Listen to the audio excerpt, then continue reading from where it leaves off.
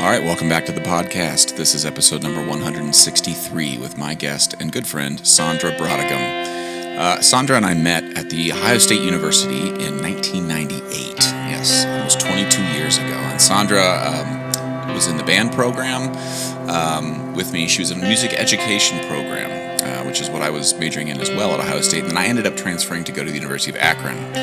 Sondra became a public school music teacher in New York City. And we've since reconnected, and long story short, I smashed a lawn chair in her backyard. So we talk about that a bit, but I hope you enjoy this conversation. Ladies and gentlemen, this is Sondra Braeutigam. There we go. Hey! Hey! Okay, well, I'm rolling here. You can hear me okay? Yeah. Fantastic. All right. Sondra Braeutigam, am I saying that correct? Yeah, Braeutigam. Braeutigam? Sorry, I'm seriously going to study it now. No, it's good. I like my listeners and watchers to be on the verge of nausea when they're doing a podcast. So people usually love that, don't they? It's hard to realize that you're doing this podcast from a schooner. You're on the open sea, so it's a little choppy. It's one of my hobbies. Schooning. Schooning is one of my hobbies. Well, Sondra Braeutigam, as we were texting a little bit earlier before this. I still have you in my phone as Sondra Donzi, so I apologize. That's okay. It's just I can't. I knew you when, and I can't let it go. You know, you did know me when. I'm a simple man, Sondra. That's a when, man. Yeah. But just so folks have an idea of like why you and I know each other, and it's kind of random that you moved to New York, and I happened to land in New York. We met once, like we went to Ohio State together for 2 years. We were in the marching band sort of scene overlapping. We were in the School of Music. You were good friends with Rudy Rohan, who was a percussionist at Ohio State. Mm-hmm. We just sort of hung out a bunch, and then we graduated. We all went about our separate ways. I transferred, and then the next time we crossed paths was I don't have a question here, Sondra, other than I want folks to get to know you. But I sat in a very old wooden chair in your backyard. Yes. And Thank God you're opening with this story. Blew it to smithereens. It's called Concert Honesty, so I just figure I always like to start with something brutally sad about my past. And I sat in this thing in like an episode of Family Guy. It just was just like, poof, like this chair just burst. And you invited me over so sweet. You're like, oh, my friends are coming over in my backyard. I was a total stranger, and the fat guy sits in the wooden chair and blows it out. And I just got up and left. I don't even think I stayed. I was just like, Sondra, I'm out. It's exactly what Rudy would have done. He would have just been like, gotta go. Yep. So I would be surprised if Rudy didn't say gotta go. But it was the most awkward moment, I think, in my life, actually. Of all the times I've been on stages and played poorly, I feel like that moment for me was a real humbling, probably the most humbling moment in my life. But now you teach music in the New York City public schools. I do. And you've sort of overlapped it with a composer named Viet Quang, who has it's amazing to me the times we've overlapped without any effort on our behalf, and I kind of am glad to reconnect with you. So, Sondra Braeutigam, all of that said, I kind of, the world's on fire in many different ways, and I kind of am of two minds. We can talk about whatever you want today, but also we can wall this off as a safe place to just get to know you, and not have to address any of the horrors going on in the world. So, can we do choice D, all of the above? Is that okay? we could do everything. I don't care. But let's start just a little bit of background about yourself. Like, who are you? Where'd you come from? And why are you doing what you're doing? Okay. Well, I used to be Sondra Donzi. That's right.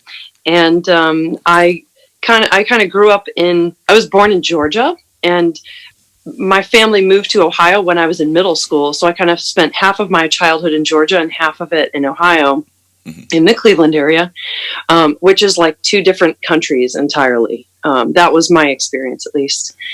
I was a band geek in school, and I was band president, and I was, into all of the arts, of course, but I figured out pretty early in high school that I just wanted to never not be in band. And so my goal was to become a high school band director. That was my dream in life. Mm-hmm. And so I'm actually the first person in my family to go to college. No kidding. And yeah, I'm the oldest of three. What do your Um, folks do?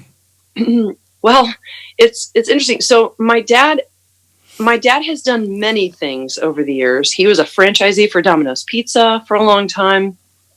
Started as a driver, and so, but he's always been a composer. He's Mm. always had music in him that he's written, and he plays low brass instruments. Euphonium is his main, and he's always played in community bands, and he's always been engaged in music in many ways. So he ended up actually starting a music publishing company that then became a much bigger music publishing company. So I was kind of like in the realm of musicians all of my life. Mm-hmm.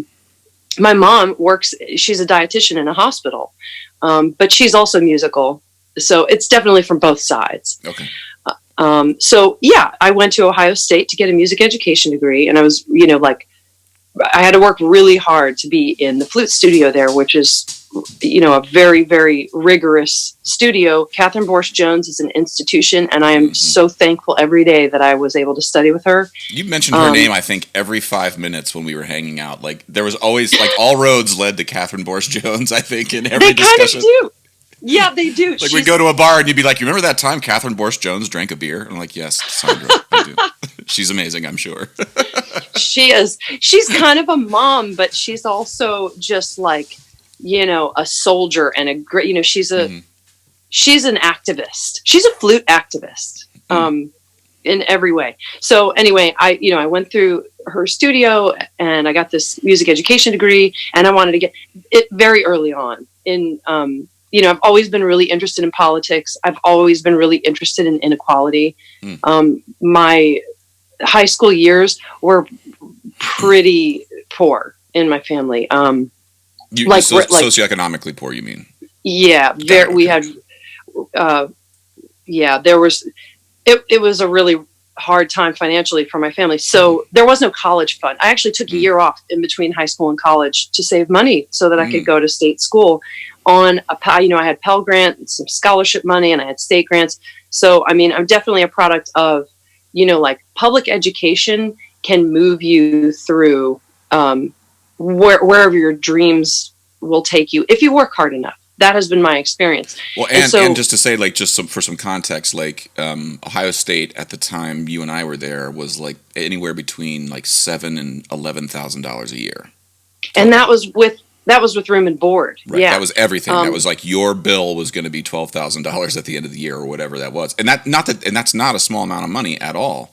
But it's also not a huge amount of money. It is compared to today. Right? Yeah, Yeah. It's crazy today. I think tuition my freshman year, just tuition, was a little under $4,000. Yeah. Then you have books and everything on top of it. But it was something that you could afford, even if you were like me, where you had literally nothing from your parents, but you just, waited tables and worked in it, did landscaping and whatever. I painted houses, did all kinds of stuff.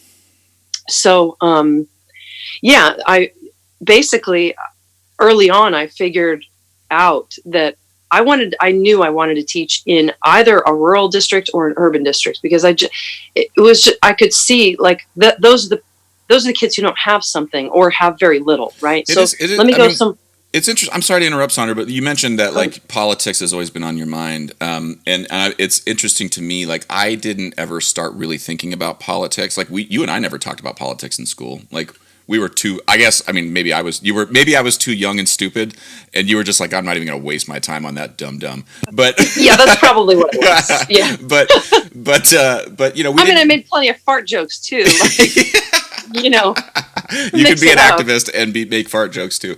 But for you, do you think going into music education? It's interesting to me that you pointed out the rural and the urban thing, because I have been, a lot of the conversations I've been seeing going on just around all the issues of inequality, the word class gets brought up very little.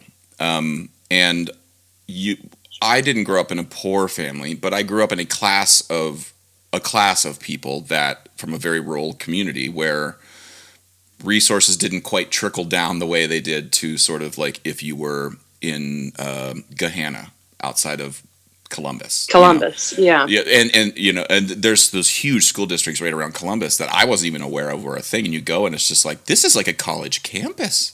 This is better than Ohio State. Like, in a lot of ways, yeah, in a lot of ways, those suburban schools are better than college campuses. Yeah, and so I'm curious for you, like, was getting into education, was it something politically that you were like, this is a way for me to fix something, or were you just like, what was it about that?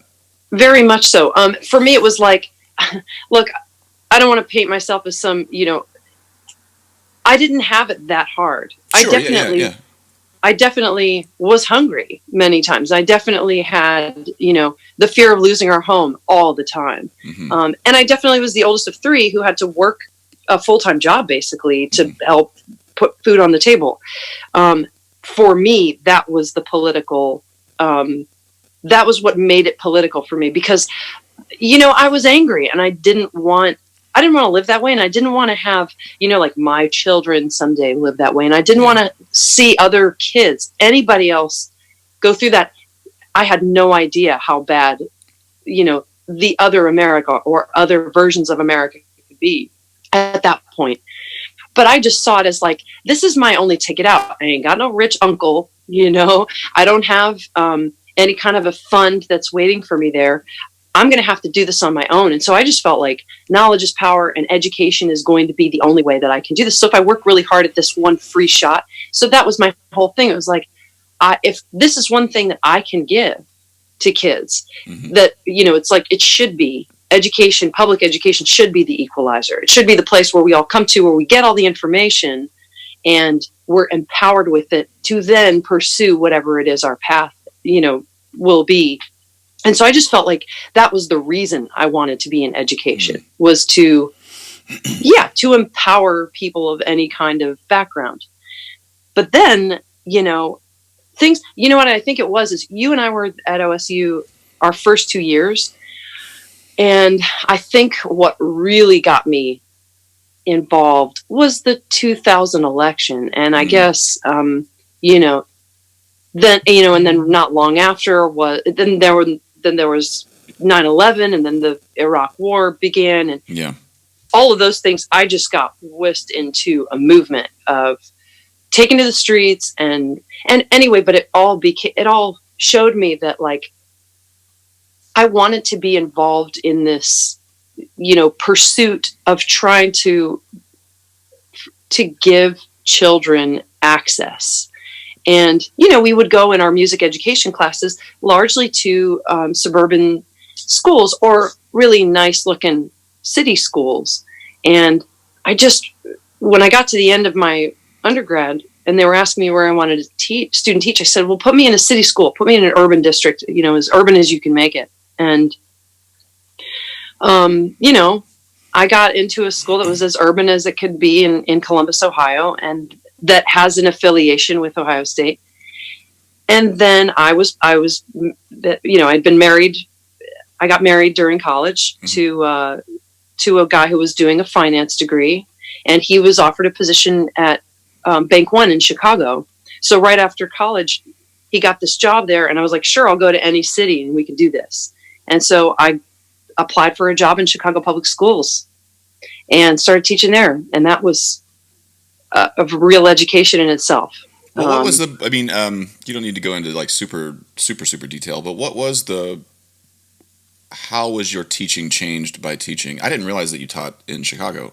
What was the biggest sort of like worldview change on what the things you preconceived about what you wanted to teach, how you wanted to teach, how you thought people were going to receive your teaching, like all of the ideals that we all have when we're like right out of college and I'm going to do it. Like, it's really hard for me when I see students now of mine leave the nest and have to struggle with that dissonance, that friction that comes from meeting the real world. And I'm not advocating for the way the real world always works. It's just sometimes the real world gives you friction where you least expect it. And for you, I'm curious what was that for you when you first started teaching? Well, the biggest, there were so many shocks. I mean, I think, you're right. Like, that's the way it is for anybody who goes, the first time into the real world. The biggest surprise shock for me was the resources that were available. And I mean, the school that I went, my high school was not well funded. I mean, my community was also rural and did not pass a school levy for like 12 years, 13 years. They took away busing. Everything became pay to play. Like we had very few resources. But I'm talking about, I got hired at a job at a school. The week before school, I was asking, hey, how many kids are going to be in each of my classes? Where's my classroom going to be? Can I have a key to that room? And then the week before, and Josh, the first day of school, I didn't have any of those things. I didn't even have rosters the first day of school. And so the conversation about... I'm having a panic attack just thinking about that right now. Sondra, yeah. I'm so sorry. It was crazy. I had no idea how to plan. And, okay, so just a real quick detail among many that there were that first year. The principal who hired me in the summer vanished over the summer. Like, things were so bad that she just stopped coming to work and never said anything to anyone. So the Chicago public system appointed a principal to go in and fill that spot until they could hire someone new. And she didn't care what the mission of the school was or like what was going on. It was all just like keeping the wheels on the wagon. And so, you know, when I told her like, hey, I was hired by the last person to start a band program. Here are some resources that I would need to do that. And she said, you will get $0. So then, like, I didn't have books. I didn't have, you know, mouthpieces. I didn't have recorders. I had nothing, you know. And you know, like that was the biggest shock to me. Can you just tell me I want detail now. So what the heck did I do? Yeah, so you get your key the first day, you open it up, she says you're going to get $0, like, and kids start walking in your room. Now go. So, yeah. The initial thing was, how do I just get to know these kids in any way? Like, I want to try and figure out, I mean, the basic assessment thing, right? Who are they and where are they coming from? What's the musical experience they've had? And what I found was the majority of my kids had never had any kind of musical education in school. However, many of them had been in church, you know, been involved in church music. A little background. I mean, like the school was on the far west side of Chicago for anybody who's familiar with the city of Chicago. And this was when Cabrini Green, the notorious housing project, was still standing. It's been torn down now, but a good number of my students lived there. And really, I mean, I would say, you know, I think it was something around 70% Black, 30% Hispanic, maybe 80-20 was the makeup of the school. Mm-hmm. But there was definitely like a strong, and I was surprised, not only the African-American church music was going on in the community, but I didn't realize that how much overlap there was with my upbringing from the South. Like, I didn't actually know about the migration pattern that happened, you know, like where there is parts of Chicago just feel like they're in the South. Well, tell me more about that. Like, what do you mean migration? Well, I was hearing words. I was hearing kids say words that I heard as a kid. And I was like, but we're in a northern city. Like, well, you know, how do you guys know? But then, you know, migration post-slavery, you mean just like people moving north? Like, yeah, well, yes. And then, you know, the patterns that went throughout, like the industrialization of the northern cities and post-slavery basically. But it was so interesting to me how Southern, you know, like the food, right? And the language, you know, the way people talk to each other, and even like the cultural family norms were so similar to what I had grown up in. That gave me some kind of, I mean, that was the number one thing. It was like, how do I get to know these kids so I can start somewhere? And then that was really comforting to me because I had some kind of common, you know, background. So, you know, as small as it was. I only had one experience like that in Cleveland. I got hired, you know, because I played steel drums at Akron, and Akron was known for having steel band program and also steel drum like education pedagogy was a thing. Yeah. And I got hired to teach an after school program at a school in Cleveland. And it was like from 4 to 4:45, and I would show up. The first day I showed up, I was told it was a steel band. There was one lead pan and half of like a set of double seconds, and like 15 kids walked in the room, and I had handouts, and I was like, and this teacher who looked like a security guard but was a teacher, had a gun on him, like walked in, said things to them I could never imagine any human being just saying to another human being, regardless of whether they were children or whether or misbehaving or not, and then didn't even introduce me, shook my hand and was like, "Good luck," and turned around and then locked the door behind him. Yeah. And I was like, now, Grant, I don't know if it's a policy now, but this was like 2002, so like, this is 18, 20 years ago, but I turned around, and in that moment, it's like that same thing of like, oh man, what do I do here? And I did the sort of like classroom management thing. I handed out my sheets, right? And this one kid very calmly just didn't say a peep. No, not aggressive, anything. Just calmly walked behind me, picking them all up, and threw them right out the window.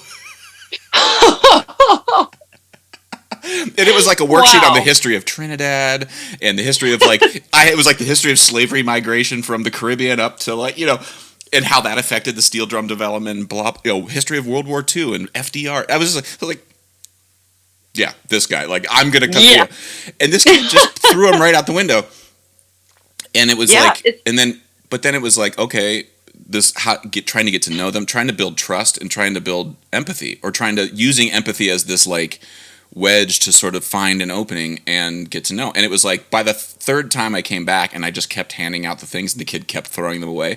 The fourth time he didn't do it anymore, and it was like it was like all I had to do was just do it 3 times, and they're like, out. Yeah, they're like, cool, Mr. Josh is gonna he's one of us now. And it was like after that 4th time, I had like the best time. Like I could not wait to get in that room. I stopped handing out handouts, but but it was just a waste of paper. Yeah. But it was phenomenal to me that this was a public school. This is like the government was sanctioning the way this school ran. And I grew up in a public school that was not that way. It had its problems, but I was like, oh my God, the other side of the tracks goes to school like this. Well, that was basically, what I was getting at too. It was just this like things that are just accepted as being normal. Like, of course, when you go to school, you're going to know what class you're going to. Of course, when you're a teacher in a school, you know which students you're going to have. Like I was legitimately just writing down the names of the kids who showed up every day, and I didn't know if they were supposed to be. That's the thing. It's like such basic survival needs are literally not being met. Now, that's, I've definitely had different experiences in other urban schools, but that's a thing that happened, that does happen. And I should say, I also had gotten some chops. I had to substitute teach for a few months while my certificate, was being processed by the state. And so I did some subbing in Chicago Public Schools too, which was a good way to get some chops, in front of a group of kids. Every human being should be forced to substitute teach a science class. Just once. Yeah. And here's the thing. We'll make it easy for you, which is what a substitute teaching is. You walk in, literally they give you everything you need to do, oftentimes written out so you can just read it and hand it out, right? Yeah. I did the same thing. I walked in, it was a science class, and I just started reading aloud, and at the end I was just like, now get out your textbooks and turn to page 232 and read to page 247. And in the back of the room I just heard, nope. And I was like, please? He's like, nope. And he just put his headphones on and went right back to sleep. And like, that's an important thing as a human being, to just have someone completely deny you your authority to your face. Yeah, and to have a whole group of people completely deny it. I mean, right. You're fortunate that you went into classes where there were materials provided for you, because almost Yeah. every time that's not what I was getting. Yeah. I remember my very first day, they told me on the way to they're like, you're going to be in this room. I had no, idea I didn't even know what the subject was. But they said there's a security button. So if anything goes wrong, you just push that button, which was like, that was another moment for me. Security. So, but I was in a special ed class that was behavioral disorder students with no plans. And, I mean, they were trying to kill each other. Like, they were really like, I was having to like pull kids off of each other. And Sondra, I'm just going to say something that I think is objectively true. You are not a huge person. I don't know how else to put it, but I think if I could get a hold of you, I bet I could throw you a good 40 feet. Well, I am. My brother calls me Spindly, so yeah. I have I'm 5'10", so I'm tall, but it's it's stretched out over a long distance. I'm not. In other words, I am not the person to be pulling teenagers off of each other. Yeah. But I pushed that security button at one point because I was like, these kids are going to kill each other in here, and nobody came. Nobody ever came. I was pushing that button for like 20 minutes. It's just it's like that morphine drip button they give you in the hospital. Like there's nothing there. It's just a placebo. It's a placebo. That button's a placebo. Yeah. So, I mean, yeah, just like basic survival. But that speaks so much about the environment that these kids are walking into, where it goes way beyond good pedagogy. It goes way beyond like emotional support. We're talking about simple survival is not a guarantee. And I don't mean that in the literal sense where it's like you might die. It's like the basic infrastructure that's necessary to begin to develop an educational plan is so you just can't count on it in a lot of these schools. And that was just crazy to me. Let me ask you. And then I get no, please go ahead. Well, the other big, I do remember that year. The other major sort of, I don't know, kick in the gut about what the American public education system can be for certain kids was that I had this one girl, Natasha was her name, and she was super interested in music, and she was an amazing singer, and she was such a great student. And I can remember her, like when the first report cards came out, she sort of like had to hide her good grades from her family because there was this sort of like, what do you think, you're better than me? What are you going to go to college? Going on in her family. And I just like breaking your heart is just cracking the surface. Like the idea that you wouldn't be expected to succeed is sad enough, but then that you would be expected to fail because if you succeed, you're different. And possibly shamed for succeeding. Like, yeah, which is like that it's a point of contention. Mm-hmm. And it was just like so eye-opening to me. And of course it made me want to be involved even more. Like, oh my God, I thought this thing was broken. Like things were broken that I wanted to fix. I had no idea how broken things were. So, you were going to say something a minute ago. I was just going to ask. So, I mean, one of the things that the anxiety I have around these times right now, again, it's like, I keep saying this and I hope people take it for what I mean it to be. I don't know if you've been through any talk therapy. I've been through a bit. And the sort of therapy 101 is your feelings aren't proof of anything, right? Like they're proof that you have a feeling, but it's not necessarily proof that the data backs it up on the other end, right? And so for me, I've been trying real, especially now during this time of like national trauma, not just in terms of racial relations, but there's a pandemic going on. People are dying. Old people are terrified. My wife is a pastor and she's terrified about having her first service back because she doesn't want to be responsible. Like there's all these horrible consequences people are having to play on their heads because we're indoors and there's something outside terrifying us. I've been trying real hard to be like, I want to get past the fear stage and start talking about what it is. What are the things I know I can actually turn? What screw can I turn that's going to move the whole ship 1 centimeter in the right direction, right? Yeah. And so for you, like, what are the solutions? What are the things, like, when I think about, so let's pick something, it's not silly at all, but something very specific, like gender disparity in the percussion section. Yeah. Or the tuba section. Okay. Sure. I have been confused by a lot of the arguments around, like, it being this inherent, like, this is a boy's instrument, this is a girl's instrument, that there's somebody in between sort of actively saying girls shouldn't play this instrument, boys should play that sort of thing. Because I never heard that discussion when I was growing up. I mean, I'm a boy, so I'm trying to admit my privileges where they were, but I was raised by, my teacher was a woman. She was a drummer. Like, what are the issues? And then I stopped to think, like, I had a hell of a time. Okay, so that's not to discount that there aren't real assholes in the system who do stupid shit like that. Mm-hmm.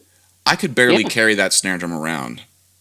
Now, there's probably a reason why Sondra Braeutigam, as a 5th grader, didn't gravitate towards the snare drum. I'm not implying that Sondra's weak or any of that. What if we just took the physical burden of playing a tuba out of it, and we said, let's invest, if we can find $3 trillion to just shit out all over the economy, what if we found a couple $100 million and we just bought 2 sets of every instrument? So 1 set could be at home, 1 set could be at the school. And then kids don't have to carry shit around. Yeah, like, I mean, all of a sudden, like, the if a girl wants to play drum set from 5th grade, we got 2. It's fine. We'll figure it out. Like, that to me, yeah. Is that hard to figure out? Yeah. Will it take money? Sure. But but again, it's like, that's a seed. Like, I would be curious to find a pilot school and be like, we're going to do this, but I'm sorry, you're not going to see the results in drum corps and in the music education world for another 20 years. But exactly. you gotta trust me. This is going to at least tease out some of the knots of this problem, right? So for you, what are those? What are tangible solutions for you? Well, I think, gosh, so you're right in that when kids see themselves in the role that they want to be in, that makes it, so much more achievable, right? Mm-hmm. I'm sure that you probably had, on average, however you would compare the data, a good, healthy amount of girl, percussionists. But no. But you actually didn't? No, okay. I mean, we had, I think there were 2 or 3 in the marching band, in the percussion section at the time. They played cymbals. Cymbals or bass drum. And then in concert band, they always played the glockenspiel part because this dummy couldn't read music. Not only couldn't, just didn't. Like, I was just like, nah. I was the guy that was like, nope. I'm gonna play bass drum. Gotcha. Yeah. and it's just like, give the bell part to to Missy. It was just like, but it's like, my teacher was a woman, so it's like, I can't say that this was like she was going out of her way to disparage, to exclude women from the program. It's like, so it's got to be a little bit of something else, Well, yeah, there is a cultural thing there. I used to work when I started teaching in Brooklyn, I became friends with this middle school director who was in the neighborhood. And he asked me to come and help him run his 6th grade band program in the summer. So I went there, and he had done all the instrument assignments before. So he had done like a written test with kids to get them into his program. And then he had already determined these are the kids playing, trumpet and flute. And and I asked him, how do you determine, why are there no girls in the brass section?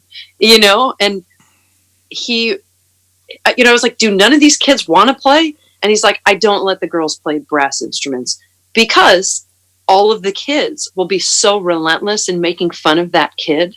He's like, I just don't want to deal with that anymore.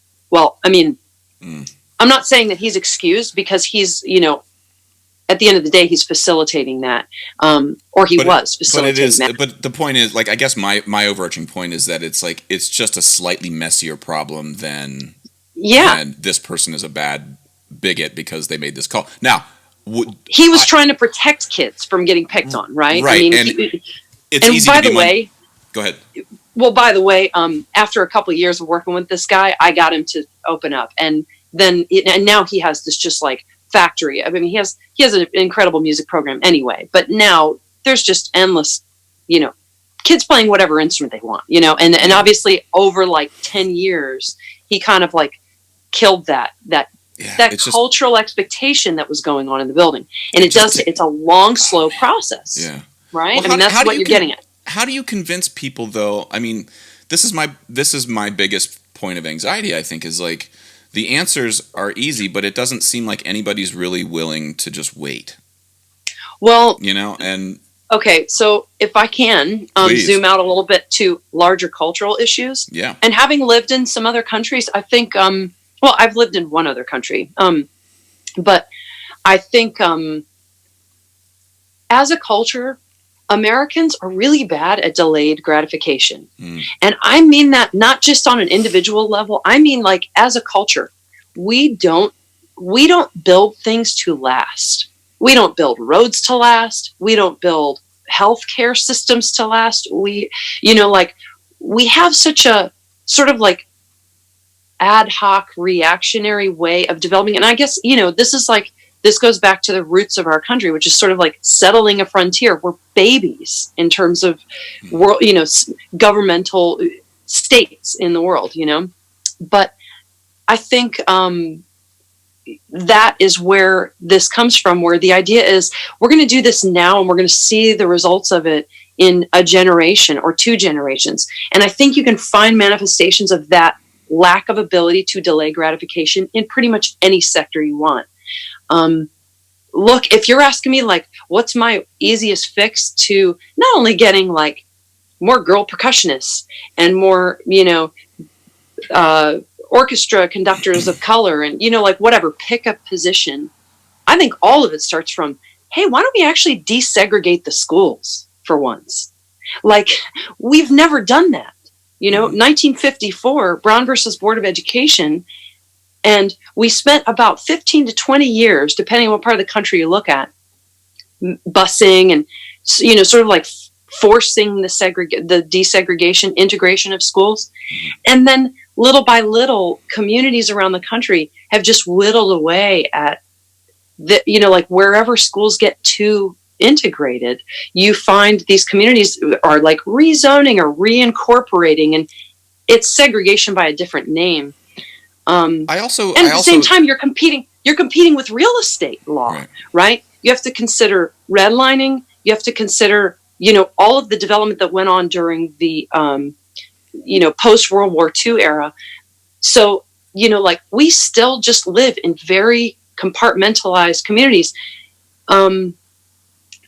I don't teach in a diverse school. I'm the white person in the room, and I always have been. And we're not learning from each other when we aren't growing up together, when we aren't in a community together. And so I think that's all sort of like where it begins. It's like we actually really, if we desegregated the schools, we would see so much more equality societally, like across the board. And I think too, one of the things, sorry, go ahead. Well, that means you're going to have to force people to move. You're going to have to force people to live in places that, I think inherently humans are kind of tribal, right? We want to find people who are like us and share. And as long as we continue to be segregated the way we are as communities, the less we are experiencing that. And, the more we're, just in a loop.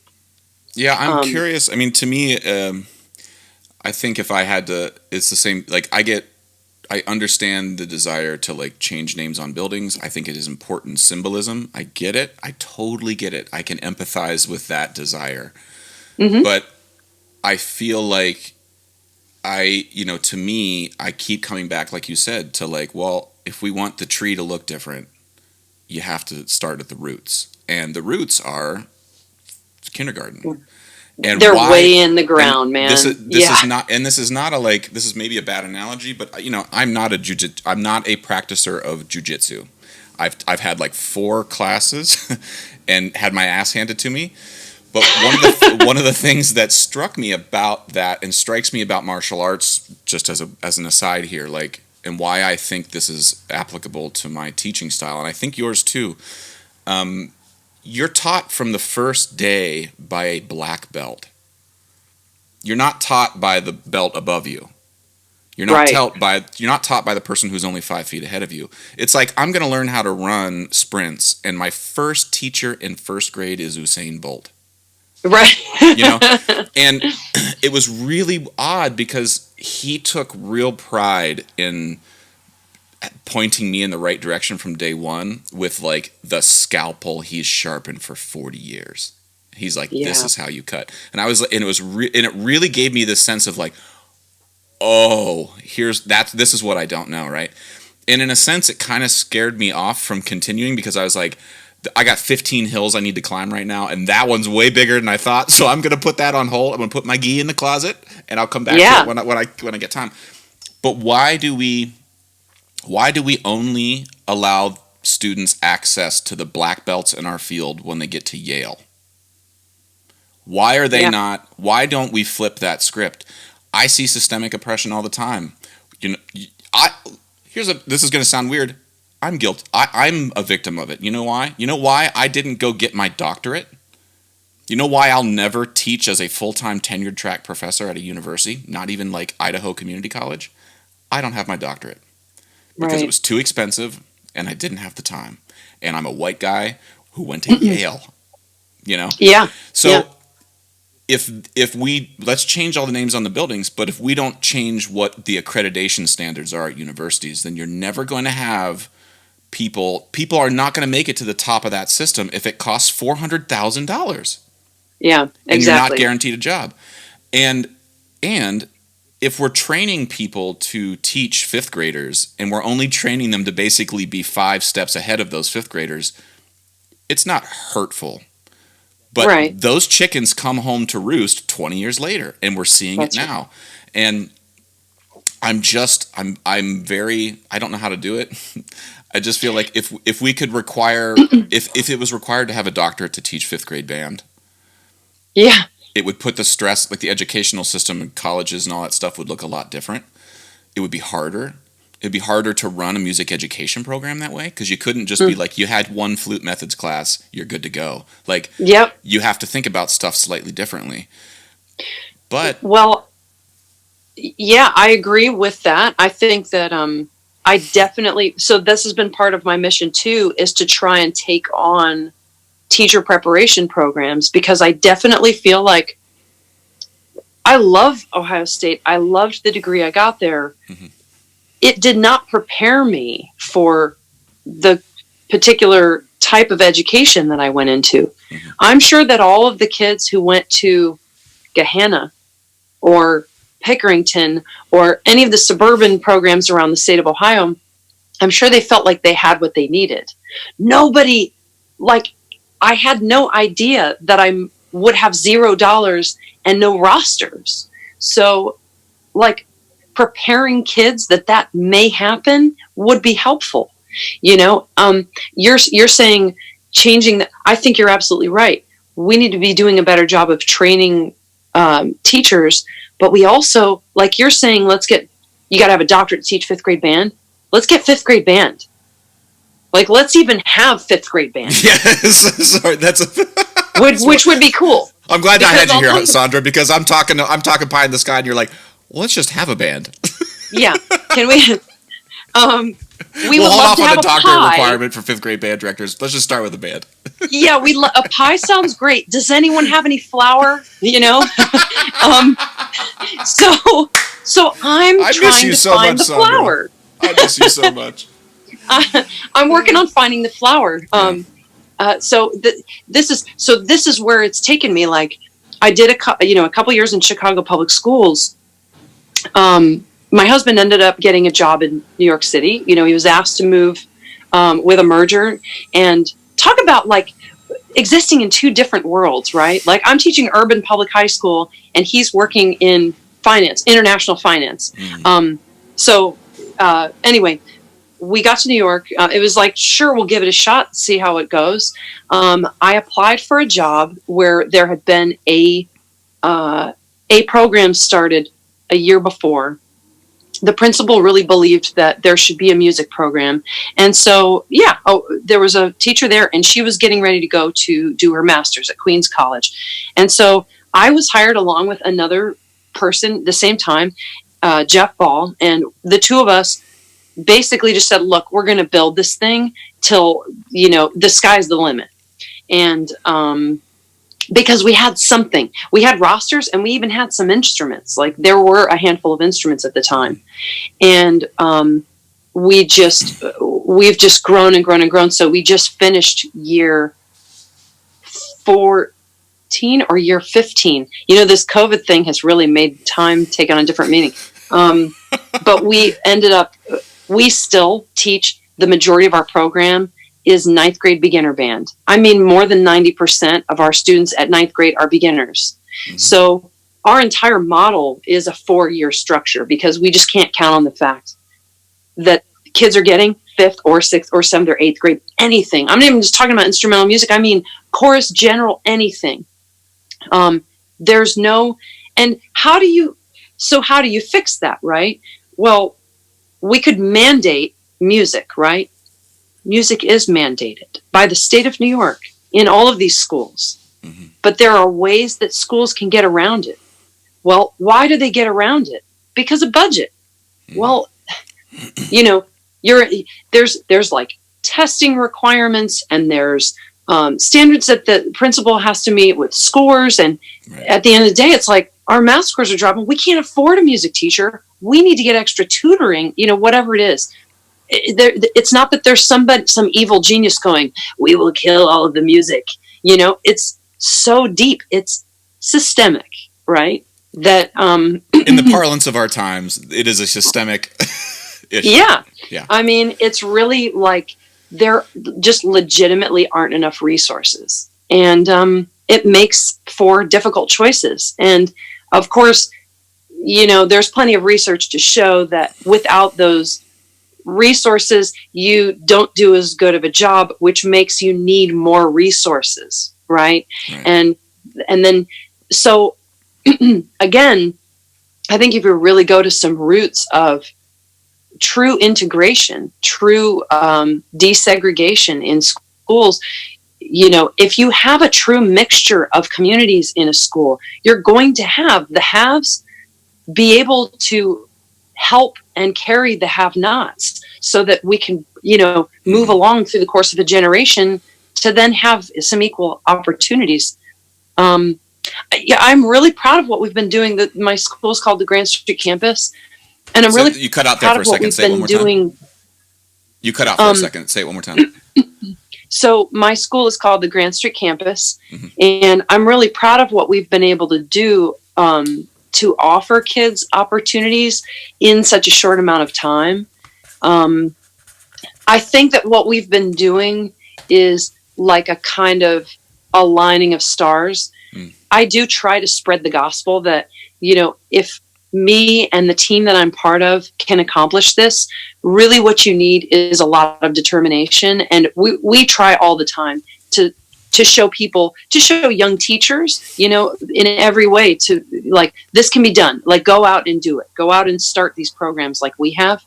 But it involves all kinds of, tiny little bits and pieces. There's the community bands that we've founded, mm-hmm. which serve our students when they graduate. So we have adult music making going on.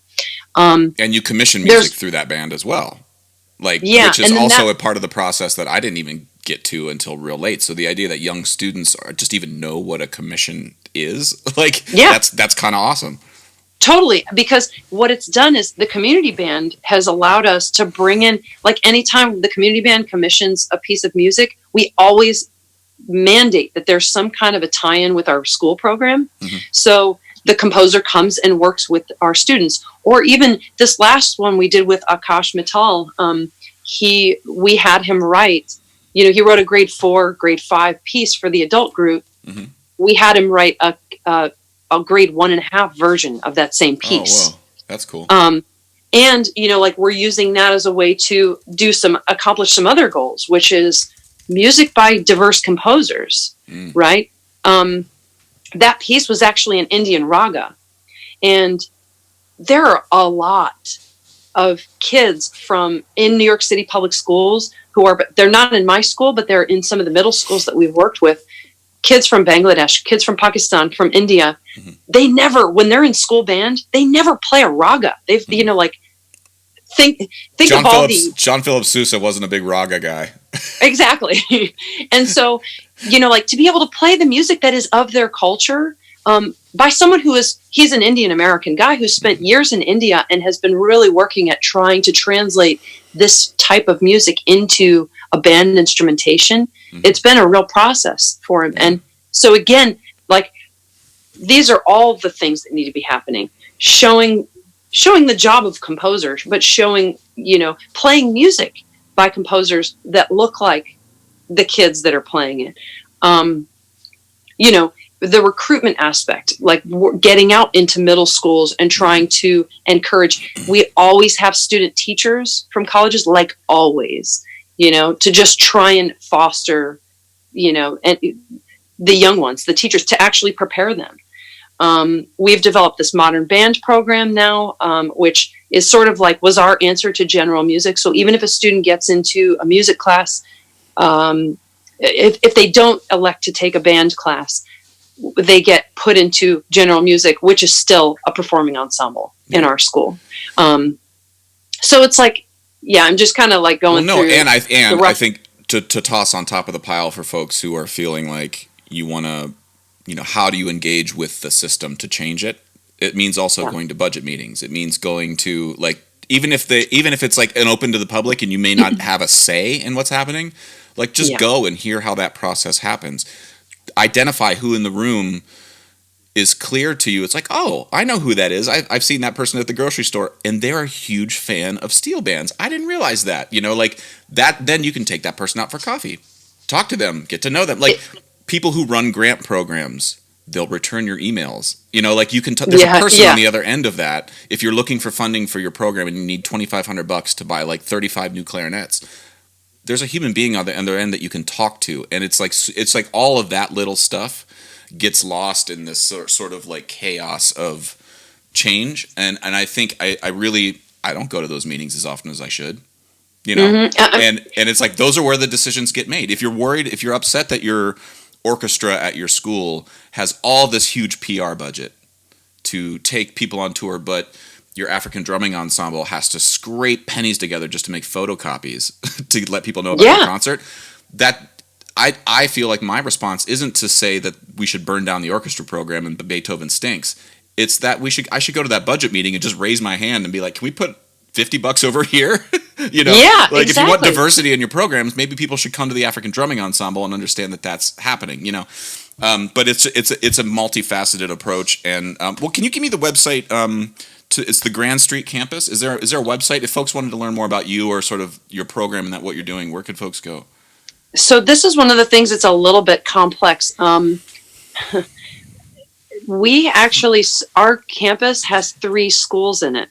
And that's a whole conversation in itself. But each one of those schools has their own website. Okay. So I can give you 3 websites. Do it.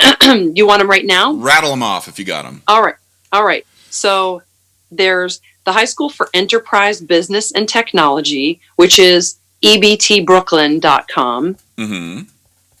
Let me just double check that I'm not leaving out a number or something.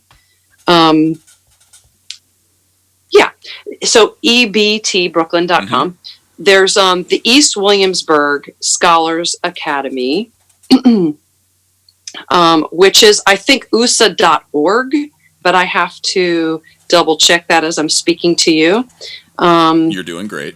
You're killing it.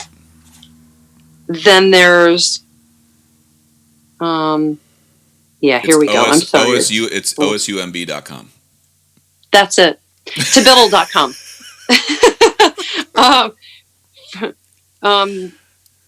Where's this? I'm sorry. And then the Progress High School for Professional Careers, which is progresshs.com. Okay. I mean, these are, there's no way, Sondra. This is the thing that bums me out about podcasts. This has been an amazing conversation, and you and I should just get together and make fun of me for being fat and breaking your chair. I owe you like $75 for that anyway. But I feel like there's no way that you and I can solve all of the issues around what's going on especially with education. But I think for anybody listening who maybe. I think if I was a student who was in music education right now and had to do my second year on Zoom and was thinking about like, do I want to do this? I really recommend they listen to this podcast and hear you talk about your, I think what we would affectionately in the moment call a horror story, but are actually things that change your entire worldview for the better in the long run. I mean, this is when I sort of talk about this friction. I feel a lot of people are afraid of that friction and are actively working to avoid it. I think it's fair to say, yes, avoid pain in your life if you can, but pain is a good it's like one of the best teachers, and that sort of like when your worldview butts up against the world and you have to, it hurts to molt and change and become a different version, but usually it's for the better, usually. And I think young students can take a lot of inspiration from you. I have, and I'm not even a band director, Sondra, so... I would love to have you back on the podcast so folks can get to know you better, but you're a busy woman, so I will leave. The door's always open. If you want to come on in, just give me a holler. You're so awesome, man. I really appreciate it. I tell my kids all the time, I learn a lot more from them than they learn from me, but I really cannot think of a better job in the world. Like at the end of the day, it's a lot of work, but I get to make music with kids all day. Like that's my job. That's what I get paid to do. I don't get paid that much, but I do get paid enough to feed my children. I will just end by saying Josh's story about that chair is only partially true. He did break the chair, but that chair was a bad chair to begin with. But it is true that I did just sort of bow and leave the party pretty it did quickly. It did shred under your body. I'm not going to lie about that. It was more dust than splinters when I was done with it. Pulverized. All right. On that note, hey Sondra, tell your family I said hey. I love you dearly, and we'll talk to you soon. Okay. I love you too, man. Thanks so much for having me on. All right. See ya. Bye. Bye. Okay. Thanks for listening. This podcast is brought to you by Liquidrum. Liquidrum.com. LIQUIDRUM.com down in Waco, Texas. Hilarious percussion videos, great merch, great education. Check them out. Also, Dunleavy Steel Pans. Kyle Dunleavy makes and builds all the pans I play on. Steel Pans. DUNLEAVY pans.com. And finally, if you want to learn about steel pans in general, advocacy, learn about what's happening in the pan world in Brooklyn, check out paninmotion.com. Okay, hope you're doing well. We'll talk to you soon. Take care.